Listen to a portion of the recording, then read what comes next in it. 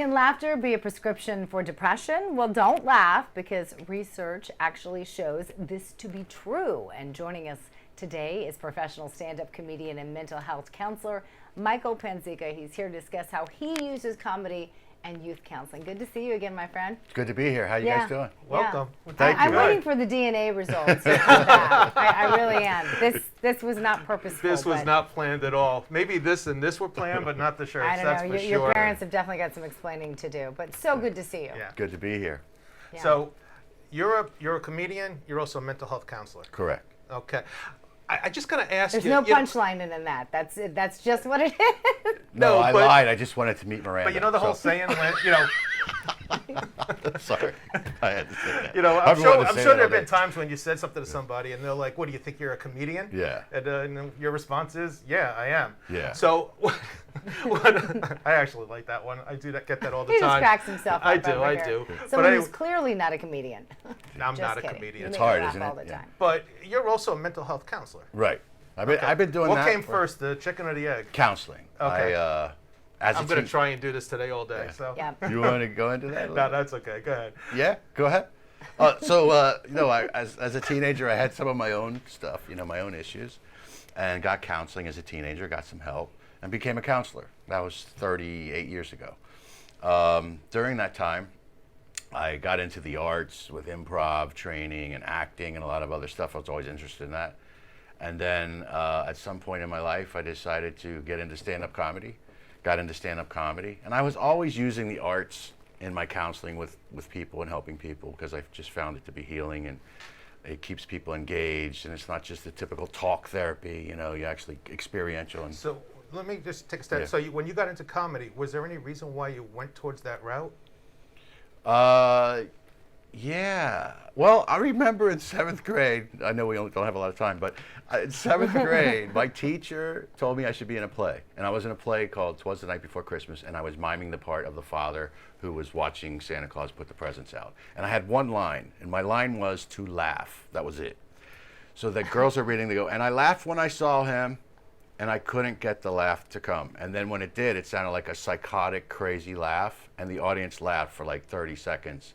And I just remember that feeling of making people laugh. And I was like, wow. I went from terrified to euphoria Yeah. in 1 second, and it felt great. And then I always made people laugh in class and on the bus, and it was just something I did. But then when I got into it, I was kind of at a down point in my life, and I always wanted to do stand-up. I was doing improv. I was studying improv. I was taking my clients to improv. And then I wanted to do it by myself, so I started doing stand-up. I started winning contests. Then I became a stand-up comedian. Yeah, you hear But a when lot you- of these. You Sorry, have a go lot ahead. of the comedians, talk about their depression and everything and getting into it. Mm-hmm. I don't know. Do you remember Stephen Wright? Yeah.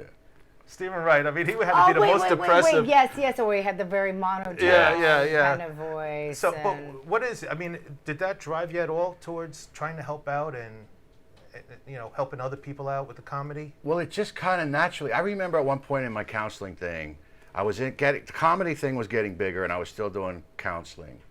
And I'd go in the group and I'd be like, so where are you from? I started sounding like a comedian more, and my groups were funny, and I was doing impressions of clients and stuff like that. And I decided to just go for it. And then I was in between jobs, and I went to New York, ended a relationship. I was bummed out. And I said, you know what? I literally said one day, I'm going to be a stand-up comedian. And then I did, and I just started doing it. And the experience of you go through so much fear, anxiety, of getting up there and doing your jokes. It helps you overcome a lot of stuff. Sorry, I didn't mean to interrupt, but I was curious. You kind of skimmed over a little bit, like, I went through some rough stuff, and then you went right into the comedy. But can you kind of briefly tell us what some of those rough patches were? Yeah, well, Besides the breakup. Yeah. I went from an honor roll student at 15, wrestler, baseball player, to getting very involved with drugs and alcohol. Got into a lot of trouble with that. Got in trouble with the law. Went to treatment, got help, and. But what led you to that? How do you go from being this honor roll student, star athlete, to going to drugs? Was there anything in particular that led that I to you? didn't go to it. I think what happened was like what happens to most kids is they discover that, they experiment, and then they discover that, wow, I like the way this feels. I don't have anxiety now when I smoke weed. I'm not angry when I smoke, it was weed, it was marijuana. Right. And I was like, all of a sudden, I didn't feel scared, I didn't feel anxious anymore. So I really got into it. In fact, I got kicked out on the day that I was supposed to write a speech on the legalization of marijuana to an all-boys Catholic high school. I can't believe That isn't ironic. I don't know what is. So you were going through that. You were kind of in this downward spiral. A lot of people watching this have probably experienced Right. something very similar. Mm-hmm. And you got to that point where you're gonna cleaned up your act, so Right. to speak. Right. Right? Right. And how did you do that? I got the treatment and the help, and I followed the suggestions. Got involved with a fellowship, and really that fellowship really helped me a lot. And that became a way of life for me. So I had all new friends, all new activities. Mm-hmm. I was a volunteer at a treatment center, and then I became a counselor. So I was working in the field immediately. Right. Is that what drove you to become counselor? No, I wanted to be a lawyer. But So they're my pretty much parents the wanted same me to be thing. a stand-up comedian.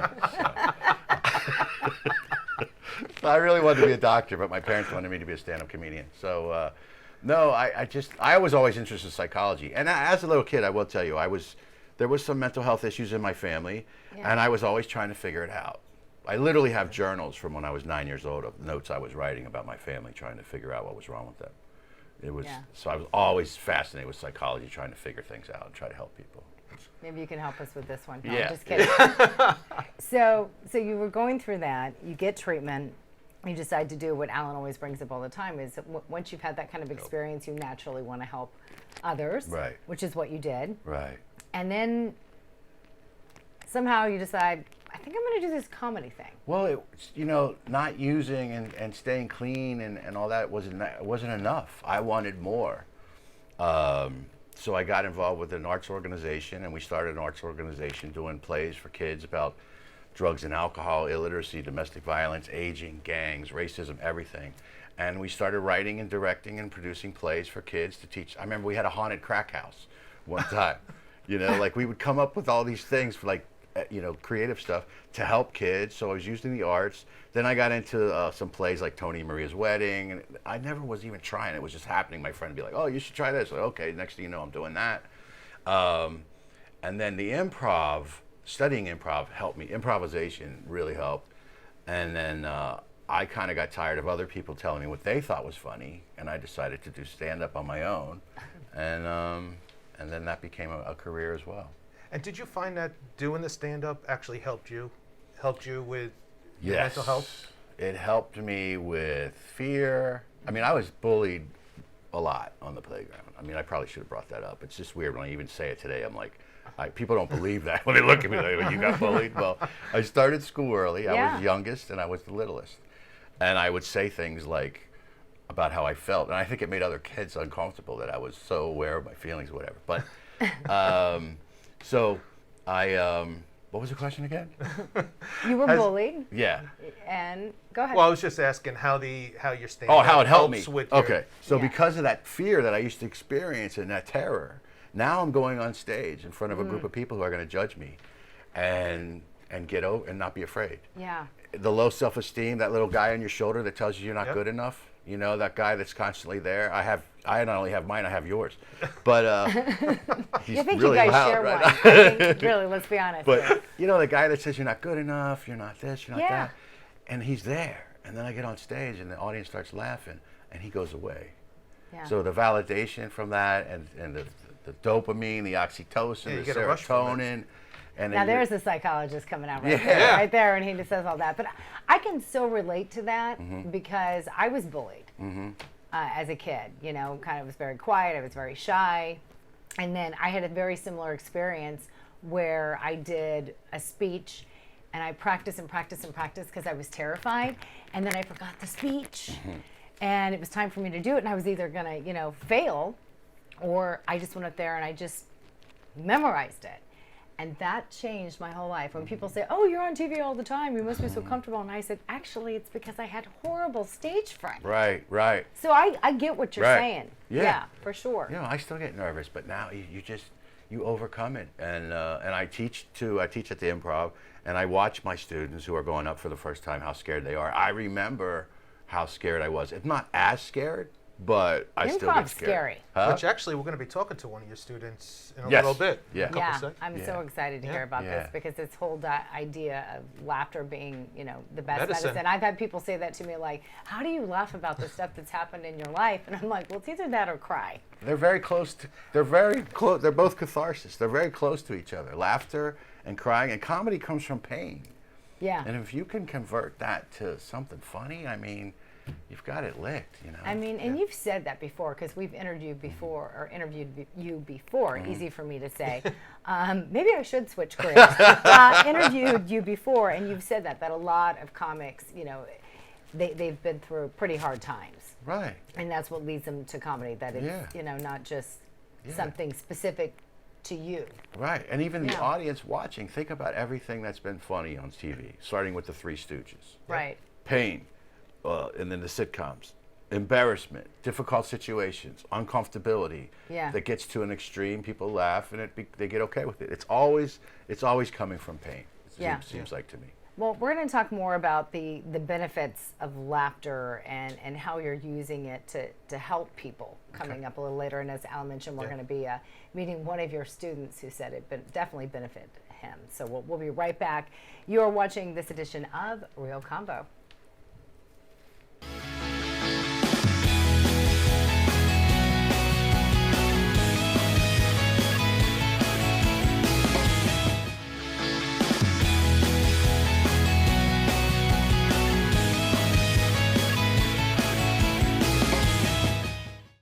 And welcome back to Real Convo. I'm Miranda Khan alongside Alan Mednick, and we are here with comedian Michael Panzeca to talk about the benefits of laughter when it comes to mental health.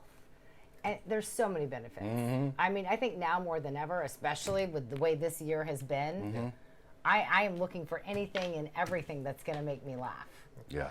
One of the things that I've always found about comedy is that, obviously you're telling real life stories. And when you're telling a joke, I'm in the audience and I'd be like, yeah, I could relate to that. That's happened to me, but it could be the worst thing that happened in the world. And when a comedian tells it, it turns out to be funny somehow. Right. It's a connection. It's connecting with a group of people. Like the comedian is on stage, he's connecting with the people. The people, when people are laughing about something, they're like, oh, I relate to that. They're like, I'm not the only one. I remember when I was a little kid, and it was a local TV show, Paul Dixon show. And I was a little kid, I wasn't old enough to read. And my mom gave me this gift to go give to the guy behind the desk. And I went up and I gave it to him, and Paul Dixon looks at me and goes, so your parents fight a lot? And I went, how did you know? And the whole audience started laughing, and he almost fell out of his chair because I thought my parents were the only ones in the world that fought. And I'm so glad you said that, because we've talked about this before. A lot of people that are depressed feel like they're the only ones, that no one could understand what they're going through. Right. And when you could relate to them in that way, and I think you could relate to people more with comedy in that sense than I can just saying, hey, this is what happened to me. Right. I mean, I always say, like, my life's been like a country song. Because I've had people where they're like, what? Yeah. So I got to tell you, I've actually did a little research.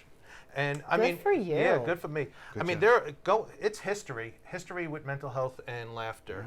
Going back to the 1500s, Martin Luther advised depressed people to surround themselves with friends that could joke and make them laugh. 18th century physician William Beatty reported the use of humor to treat sickness. Even the movie Patch Adams with Robin Williams. Oh, I love that movie. Yeah, that's another one. And I mentioned to you this one here. Did you take a look at Norman Cousins? I didn't get a chance. I'd never heard of him before, but he wrote a book called The Anatomy of Illness. And this was really fascinating. He came down with a disease, and his doctors told him only 1 in 500 people will recover from this. It was something with his jaw that he couldn't open, and I'm not going to go into the details of that. So what you're saying is there's a chance. There's a chance. But basically what he did was he wanted to use positivity, but in using the positivity, he used hope, faith, and laughter to build confidence and build his actually immune system. And people need that right now. Yeah, one of the things he said he did was to combat the unbearable pain, because it was supposedly really painful, he couldn't sleep. he would watch the Marx Brother films, Candid Camera, which is pretty interesting I because love Candid my Camera. sister's best friend is Love it. cousins with Alan Funt. Oh, really? Yeah, so it was pretty funny. Look at him name dropping already. Yeah, there we go. But he quickly discovered that 10 minutes of comedy would give him 2 hours of sleep a night. Oh yeah. Oh, I love that. Yeah, it was. You need to be doing that because I know you don't sleep. So he has a little OCD too. I could tell from knowing Yeah, those well, notes. we got OCD. How much did I ADHD, sleep everything. last night? So, but it's so true. So with your counseling, I Right. mean, what have you done to help people? Okay, How so laughter helps I was with- thinking about that on the way up here because there's so many different ways to use it. Some of it just comes natural. There's nothing. Nobody's going to teach this in college. First of all, they're not going Right. to teach. Oh, you should make your clients laugh. We start off with laughter in the beginning to relax. I just kind of do that, you know, and they We didn't even relax. get to the classes. We were just talking about Well, I was that talking about you're group. a comedian. Right, but you've taken Oh. kind of a culmination of being that counselor and then also combining it with comedy Yes. to help people. We hadn't even gotten there, Alan. You're just getting ahead. ADHD. Is that what it is? Yeah. What? Squirrel? Who? So your path continued, Yes. and you decided, hey, you know, this has helped me with anxiety, depression. What if I kind of combine these two? Yeah, it wasn't even a thought. It just kind of happened. Yeah. Like most things in my life, I didn't plan it. It just happened. Isn't that the quote, though? That life is what happens when you plan it? I have Yeah. to tell myself that all the time because I Yeah. am a planner. So I get it. And I just started noticing, like, my clients are laughing a lot in my groups, you know, and crying. You know, I always say I'm here to comfort the disturbed and disturb the comfortable, you know. People are laughing a lot, and then that keeps them engaged. And you look at, and I also taught comedy traffic school. I taught traffic school as a comedian, and I used comedy to teach people. So if you think about school, think about the funniest teacher you ever had. And that's the person that you wanted to go to their class. That's the person you listen to. And Yeah. also, comedy is so non-threatening that if I give you feedback in a funny way, you're more likely to get the feedback than you would be defensive otherwise. You know what I mean? So true. Yeah. That's so Yeah, true. I mean, comedy actually affects the brain similar to the way, like you were saying with drugs, like the rush you get on drugs. Yes. You literally, when you laugh, it releases oxytocin. I tell my students, I go, we're drug dealers, okay? When you go on stage, give them a shot of oxytocin right away, and they'll start listening to you because they want more. You know, so How much for 3 laughs? yeah, What you exactly. got? Yo, What you got that's a over here? punchline right here. You know what I mean? Like, but Yeah, there was actually something here. Upon hearing a joke, the left hemisphere of the brain cortex is active in the processing of the words intent to be funny, and then it actually shifts to the frontal lobe. So it actually makes you, it's like an exercise for the brain. Mental gymnastics. yeah, I like it. yeah. I like it. So give us some examples of like some of the exercises. Improv is hard. So Right. you teach both, right? Improv and stand-up? I have taught both. I use Okay. improv with my clients, counseling clients more, but I found improv was a really good way to learn how to think linearly and not just do the obvious all the time. Like there's unlimited possibilities to get outside of the box, do more things. And for people who are trying to take available material in their life and make something out of it, that's what improv is. You Now, take- I know what improv is because I've done a couple of exercises like that. And I will say I'm not the best. I need a lot more work. You're supposed to mess up. You're supposed to mess up. I think that's so hard. That's the but, freedom of it. but for people who are not familiar with what the difference is, can you give us like an example of improv? Improvisation would just simply be, and it's not always funny. It wasn't designed to be funny. It became funny. Funny does come out of it. It's just taking available material, whatever someone gives you, the director, the teacher, the class, and says, okay, go. And you start interacting with another human being, and you make something out of it. You listen to each other. You always say yes and you keep going, and you go. And then when he would see we got into something really heavy, he would go, all right, that's it. Do something else. Not heavy. So but do it with us. Let's do it with us. Let's see if it works. We got a few minutes. Let's try it. So who's starting it all off? right, so okay. It's not a competition. He's Okay, looking at all right, me. all right. So I'll give you a suggestion of an occupation. I won't ask the audience, but I'll give you a suggestion of an occupation: astronaut. Okay. Okay. So you would say, I need a suggestion of an occupation. The audience would say astronaut, and you can be an ice cream salesman. Okay. Ice cream You work- salesman. You start, and we need a What, location. like an ice cream truck or? Yeah, ice cream Yeah, truck, Okay. an astronaut, and you guys tell me what's a location that we could be at? Any location. How about? Well, here's something really creative. Florida. How about the desert? The Okay. desert. Okay. Okay. Okay. So you're an astronaut, and you're an ice cream salesman, and you got an ice cream truck, and you're in the desert, Okay. and just start talking to each other. So go ahead. You're an ice cream I've salesman. got something out of this world. You are gonna love. See? Want to try it? Yeah. I know it's hot. Not as hot as Mars, but you should try it. What am I trying here? It's called a Saturn split. Saturn. What split in Saturn? Well, it's it's just the way we like it. It's a coined phrase, Saturn split. Okay, and where are we that we like it? Where are we that we like it? Yeah, you said we like it. Who's we? All of us, all of our ice cream friends over here. What, you have something against ice cream? I know you're used to like the powdered special ice cream, but this is real ice cream, and we're here in the desert. It's Come gonna on. melt. Well, that's why you gotta eat it. You gotta See? It's not easy. eat it. No, it's not. And I had to work with this man. But Right here. it's good. That was great. No, it wasn't. No, it was. See, this is why people. We'll still invite you back on the No, show. no, You no, don't have to say it was I great. didn't mess up.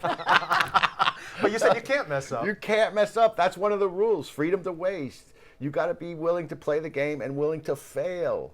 There's no consequences for improv. That's the greatest thing about it. There's no consequences. And you know what? Your mind goes blank. You can't think of anything that's bad. You can't think of anything. Yeah. Yeah, be so- depressed. And we got a few laughs. Yeah, and you lit up. I bet if we took a picture of your brain during that time, your brain was lighting up like crazy. Improvisation, even they do the Like the same. stars in the sky. Even when people improvise off the top of their head, the neurons are firing way bigger than if they memorize something. Yeah, my So- brain is tingling right now. Yeah. So that's a fun game. But one of the things I try to.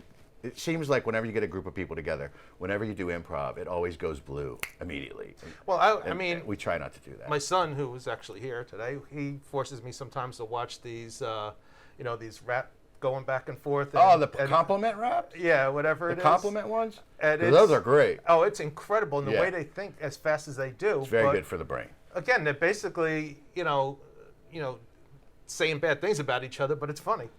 I watch people who can't even talk sometimes to people do that. Oh, and you're they're- talking about the dissing, the diss rap thing, Yeah. right? Well, there's also compliment battles. I where like the compliment one. Yeah, The they dissing- actually, you're so bad that blah, blah, blah. And, Yeah. then they just actually try to over-compliment each other. Yeah. It's really cool. It's really cool. Yeah. Oh, wow. Yeah. We'll have to see that. Well, I know you've been helping a lot of people, and we're going to actually meet one of those individuals coming up, Alan Pollock, who just has an incredible story. I feel very fortunate to have met his brother and his nephew.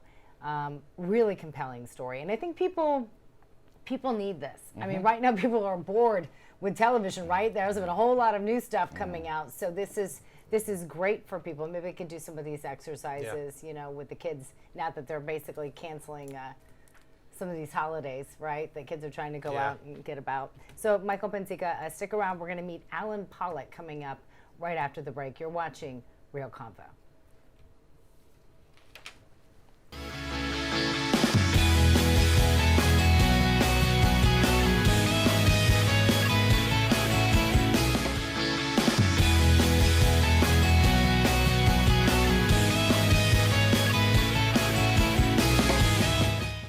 And welcome back to RealConvo. I'm Miranda Khan alongside Alan Mednick, and today we're taking it a little easy. We're reeling it in a little bit.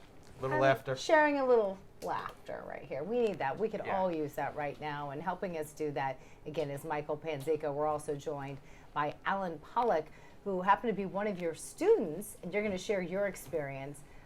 We're just having so much fun here. It doesn't even feel like we're actually doing a show. We're just getting Having free fun. laughs. Have a good Yeah. time. Yeah, I have conversations with him on the phone preparing for this, and it was like How I think, long were those? Oh, it was about an hour and a half, 2 hours. But I don't See? think we How talked. well? I don't How think well we do I talked know about this man? I don't think we talked about the show at all. I think we were just going back and forth with Yeah. scenarios. He's such a So- gruel on the phone. I said 20 minutes. It took me 20 minutes to say goodbye. He's like, yeah, but just one more thing. But just one more thing. But anyway, I love that. So you back to you. Yeah. So you started doing these classes. Yeah. And what were the classes about? You joined in counseling with No, I was just simply another thing I was doing since I was a stand-up comedian, professional stand-up comedian, working on cruise ships, headlining, traveling. I started teaching classes, I think the improv. Yeah, the improv called me and asked me if I wanted to teach at the Hard Rock. Okay. And so I started doing that. So you're actually teaching people to be comedians. People who want to be stand-up comedians. Now, not everybody who takes the class wants to be a stand-up comedian. In fact, I would say the majority of people that want to be stand-up comedians are not taking the class unless they just want to be on the stage at the improv. That's part of it. But people, all kinds of people took the class. I had people who, a psychiatrist who wrote a book who had stage fright, who wanted to get over stage fright, so I helped her with that. You know, people with, you know, depression, low self-esteem, people who are bored, senior citizens who have always wanted to be on stage and do comedy. You know, like, people take it for different reasons. And Why then did you take it? I took it to get out of the house and to have something to do. I was in a place that was a big challenge for me, and I had a friend who suggested that I take the classes. She had taken the class. Yeah. Shout out to my friend Helene. If it wasn't for her, She's awesome. I wouldn't have gone. And I went to the class, and you know, like sometimes you just meet someone right away, and you know that you're going to be friends with them for the rest of your life. When I showed up at the class, Mike was outside smoking a cigarette. I said hello to him. I said hello. You're right there. I'm going to be friends A with this nicotine, man. a nicotine cigarette. And I said hello to him. We went inside. Pass the class, obviously. He said, you know, there were about 5 of us there. He said, you know, why are you here? And I told my story. And Do you mind sharing your story? sure, Because I would love to. And we've been friends ever since, and I'll be friends with Mike for the rest of my life. Only if he smokes, about 3 years. Well, about 3 years ago, I up until about 3 years ago, I was a happy guy, life of the party, successful, happy marriage, and I raised 3 kids. And then when my kids got older, I started to suffer a little bit with my own personal validation. And I realized that I suffered from depression. I wasn't able to make myself happy. And I had suffered with anxiety my whole life. And it turns out my grandmother suffered from it too. But my father passed away. I got divorced. And I started to struggle on a daily basis. I would feel that it was tougher to get out of bed.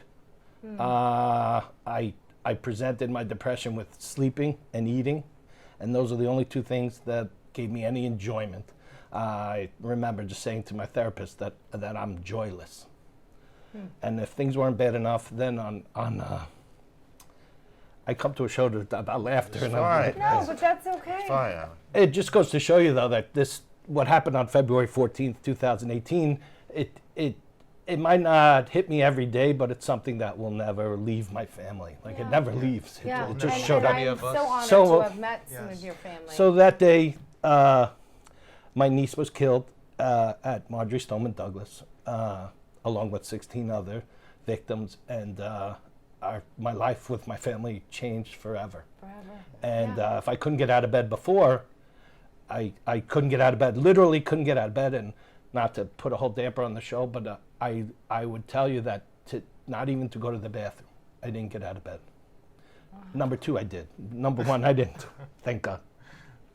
I would come home from work, and I was a terrible employee. I wasn't where I said I was. I didn't do what I said I was going to do. I didn't answer the phone. I cut off myself from everyone. Thank God for the friends that I have who kept calling and calling. And a key to all of this is to surround yourself with people who care. That's the fact that I had people that so cared about me important. helped me. Yeah. So I would come home from work on Friday, and I would get in bed and stay in bed until Monday morning in just a puddle of urine and wrappers from food. And I didn't, you know, people ask me, did you want to kill yourself? Did you want to hurt yourself? And I would tell you that I never wanted to hurt myself, but I didn't want to be here.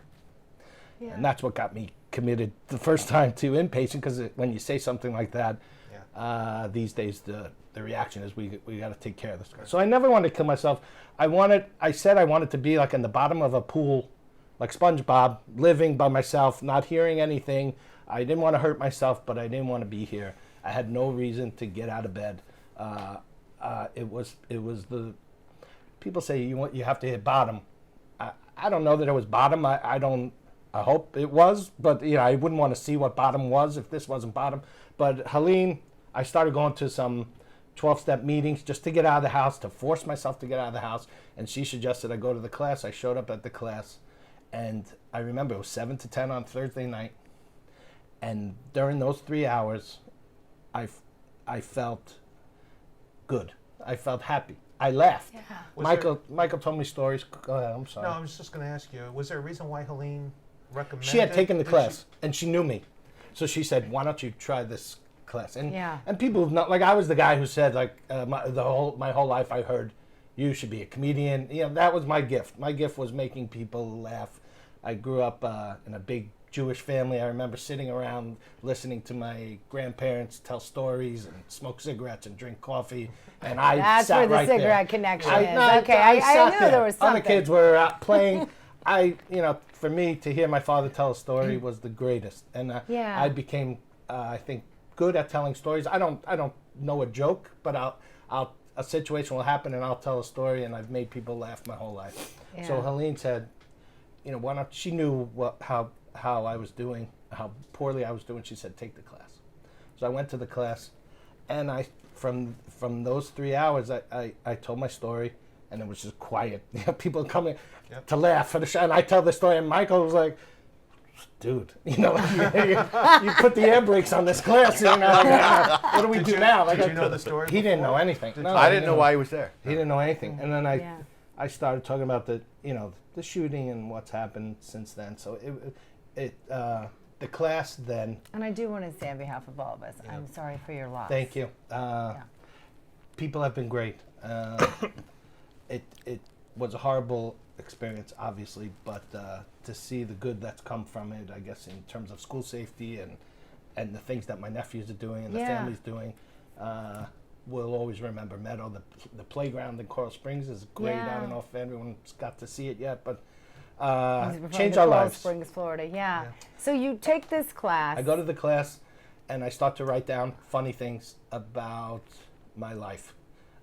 For me, my jokes were all about, I'm old, I'm bald, I'm fat, I'm Jewish. I mean, every day is material. How much more material do you need? Just look at the two of them. Yeah. This was not deliberate. I don't even need to say pretty anything. much just making, like, online dating. The act was pretty much just making fun of myself. And I found, so you would take 5 weeks of the class, and then at the end of the class, graduation was a 5-minute set at an open mic at the place where we took the classes for graduation. Okay. So I had all my friends come, and I did graduation, and I loved it. I was up there, and I realized that the only other place where I felt that good in my whole life was when I was a kid growing up and I was on a baseball field. Wow.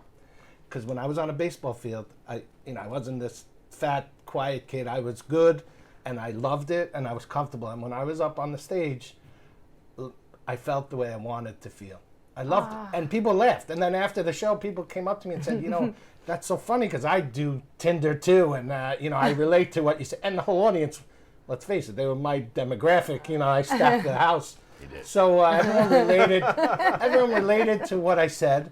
And I loved it. I liked making people feel good. I physically felt good from laughing. So I was going to ask you, Loved it. was it initially like that first night?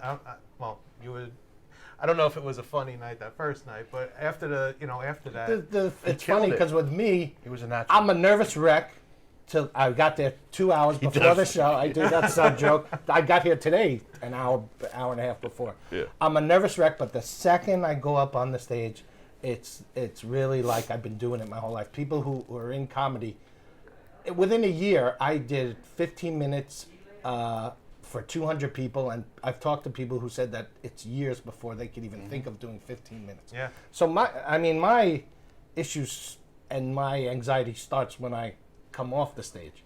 And I think that's true of a lot of comedians. I love being up there. I'm comfortable, and I'm having a great time. And then it's up to me to then transfer that to my everyday life, to realize that it's all about relationships and being able to laugh at things. And therapy helped a lot.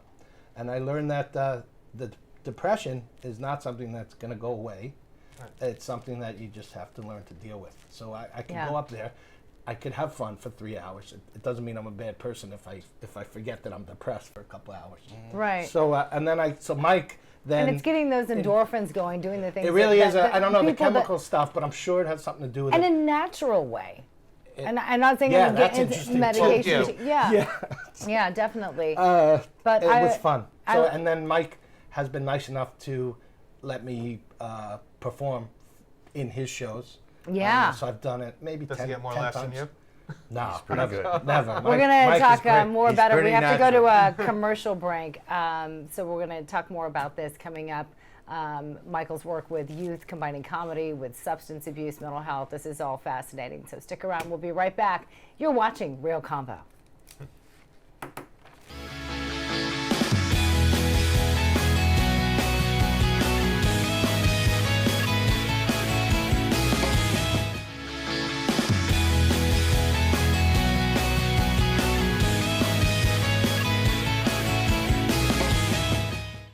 And welcome back to RealConvo. I'm Miranda Khan alongside Alan Mednick, and we're just having a good old time here today. Joining us once again is Michael Panzeca, comedian, and also a comedian, right? Alan Pollock now, because you guys go on the road. Thank you. Definitely. So we've been talking about how powerful comedy can be, how it's obviously changed your life. This is how you're dealing with depression. You say living with it because it never goes away. But can you kind of go into, and I know Alan's done so much research on this. Well, I actually just want to bring one thing up real quick. I do want to mention, this is really important. Everything that we try to do here on the show is bring hope to other people. Let them know there are other avenues you could take. So we don't want to say that you don't need medicine, you don't need counseling. For you don't sure. need, but there are natural things that you can combine. And Absolutely. we always try to do that here on this Absolutely. program, is to give you options, if you will. Yeah. Yeah. And I just wanted to make that clear. But, you know, this is, I think, a really important factor in helping people with depression, because when you laugh, you can't be sad. And actually, it becomes contagious at times. It's an addiction itself. Laughing, and I'm sure the comedy, I'm sure you can't wait to get up on the stage again there are times. That's true. And the physical piece, it is true. I physically feel better, and I think you hear all these things about how healthy it is to laugh. I was lucky to have this gift to make people laugh, and I like. We appreciate you sharing it. Well, I'm happy to share it as much as I can. Yeah. Yeah, I mean, there is absolutely proof and research that goes into showing how laughter does not only helps with depression, but your immune system, it lowers your blood pressure. There's a lot of factors that go behind the comedy. So, Michael, can you share with us a little bit about how you work? How does it help? Like, how can someone in New York, in California, and use this to help themselves if they have depression? Well, I mean, okay, there's so many different ways. Just click the link below. I'm just kidding. If you want the answer to that question, click the link below. I'll show you how to get a funnel for your company and everything. Anyway, no, but okay, first of all, watching comedy, being an audience member. You're connecting with someone, you're laughing, you're enjoying yourself, the natural chemicals in the brain, you feel good. It's a great way to start off the day. So there's that. Then the performing in, like, with my groups, like let's say I got a bunch of kids, they're all angry with their parents. So what do? I let them be their parents in my group. All right, you be your dad, you be your mom, and they go crazy. They love it. They get to be that person that they don't like. So is it like that role playing? Yes. Yeah. And I play, I'm doing it on Zoom now until we go back. And they just get, and some of them, or I do, instead of like, could you tell Tommy, he should try harder? No, do an impression of Tommy. And then they'll start doing an impersonation of Tommy.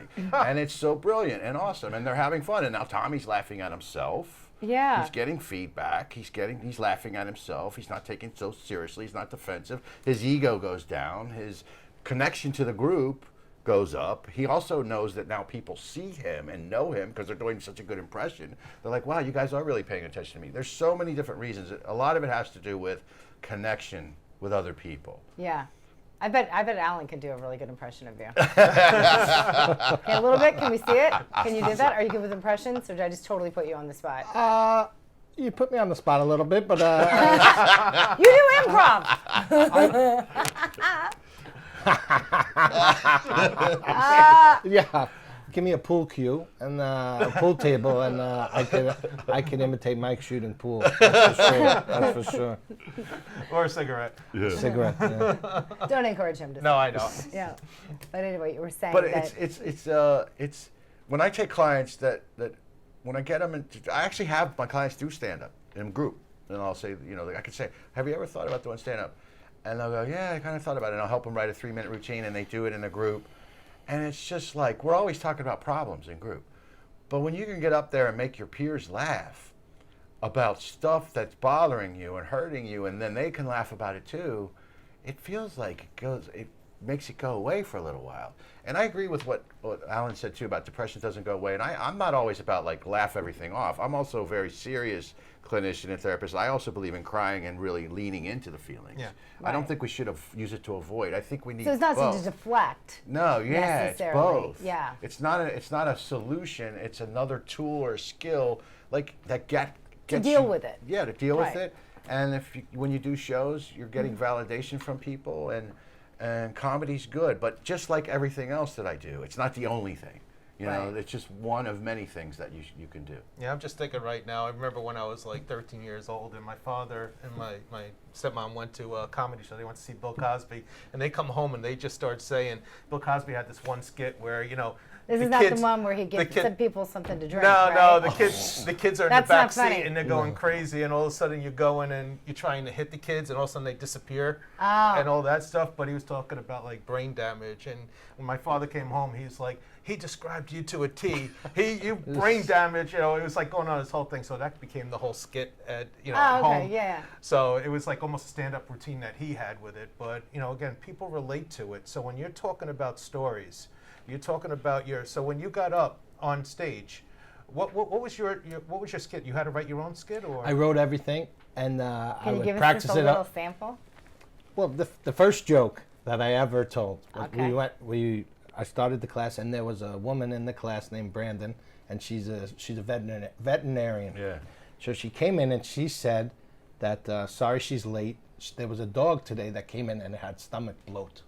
So I'll never forget this. So I said stomach bloat, and then I said I've had stomach bloat since 1975. Then it became. Then I said I brought my dog to the doctor. They said she had stomach bloat, and they could fix it, but it's going to cost $35,000. And I said the only way that we're going to do this surgery is if you told me she swallowed $30,000, because then I'm not paying 35. And that's just how it started. So I'm forever in debt to Brandon.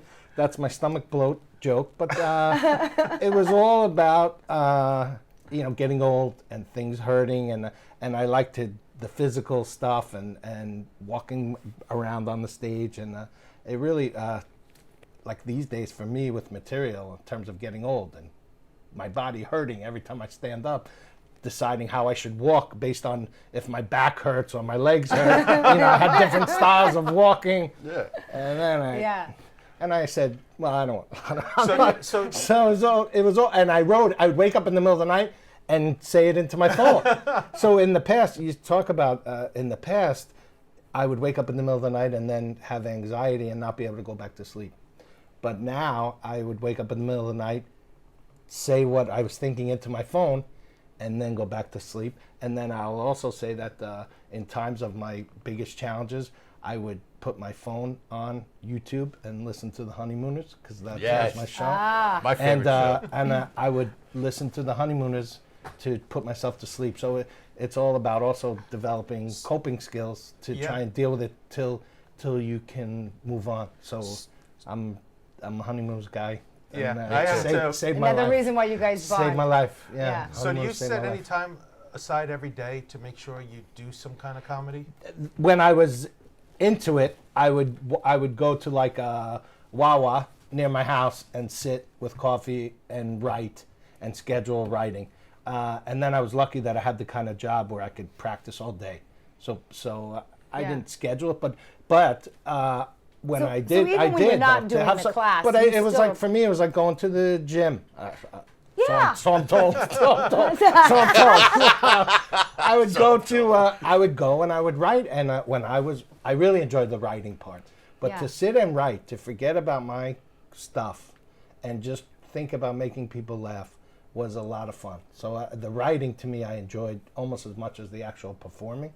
And now through this COVID, being home alone with so much free time, Yeah. I find myself making a lot of notes and talking about a lot of things that are funny. So I think that's interesting because, like, you know, obviously if someone signs up for the class, they may be like, okay, that was a lot of fun, now I'm done. But it doesn't sound No, like you're not that. done. Like, you take the material that you learn, the exercises that you learn, and they keep doing it.